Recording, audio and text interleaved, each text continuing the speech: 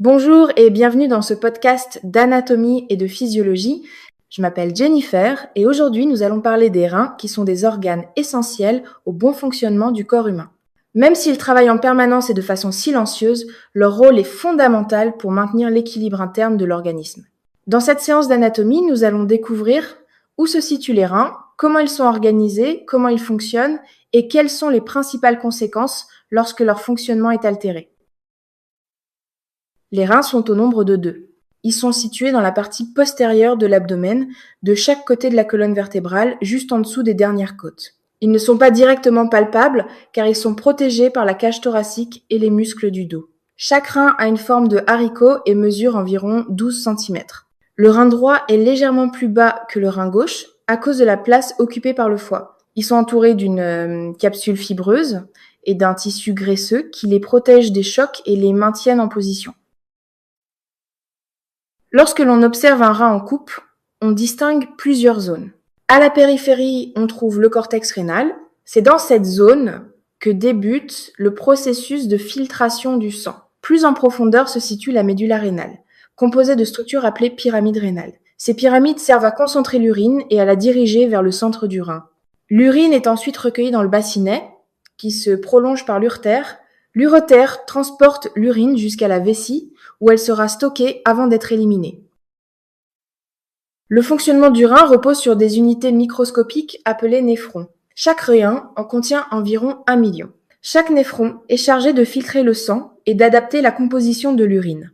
Il se compose d'un système de filtration initiale, suivi de tubules qui permettent de récupérer ce dont le corps a besoin. Le sang arrive dans le néphron par un petit réseau de capillaires appelé glomérule. Sous l'effet de la pression, une partie du plasma est filtrée. Les cellules sanguines et les grosses protéines restent dans le sang, tandis que l'eau et les petites molécules passent dans le filtrat. Les reins filtrent chaque jour une grande quantité de sang. Pourtant, seule une petite partie de ce filtrat devient de l'urine. Dans un premier temps, les reins filtrent le sang.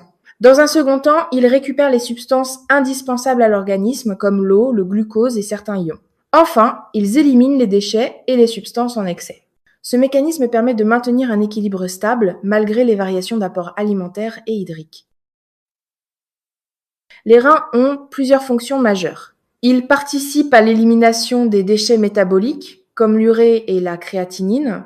Ils régulent la quantité d'eau dans le corps, ce qui influence directement la pression artérielle. Ils contrôlent également l'équilibre des électrolytes, notamment le sodium et le potassium, essentiels au bon fonctionnement des cellules, des nerfs et des muscles. Les reins ont aussi un rôle hormonal. Ils produisent une hormone appelée érythropoïétine qui stimule la production des globules rouges. Ils participent également à l'activation de la vitamine D, indispensable à la solidité des os. Lorsque les reins sont atteints, les conséquences peuvent être importantes. L'insuffisance rénale aiguë apparaît brutalement. Elle peut être liée à une déshydratation sévère, une infection grave ou la prise de certains médicaments toxiques pour le rein. Elle nécessite une prise en charge rapide. L'insuffisance rénale chronique évolue lentement et souvent sans symptômes au début. Elle est fréquemment associée au diabète et à l'hypertension artérielle. À un stade avancé, elle peut nécessiter une dialyse ou une greffe rénale. D'autres pathologies sont courantes, comme les infections urinaires, les calculs rénaux, ou encore les œdèmes liés à une mauvaise élimination de l'eau et du sel. Les reins sont des organes indispensables à l'équilibre du corps humain. Leur action constante permet de filtrer le sang, d'éliminer les déchets et de maintenir un milieu intérieur stable. Voilà, c'est terminé pour ce sujet. J'espère que cela vous a plu et vous a été utile. Je vous dis à bientôt pour une prochaine séance.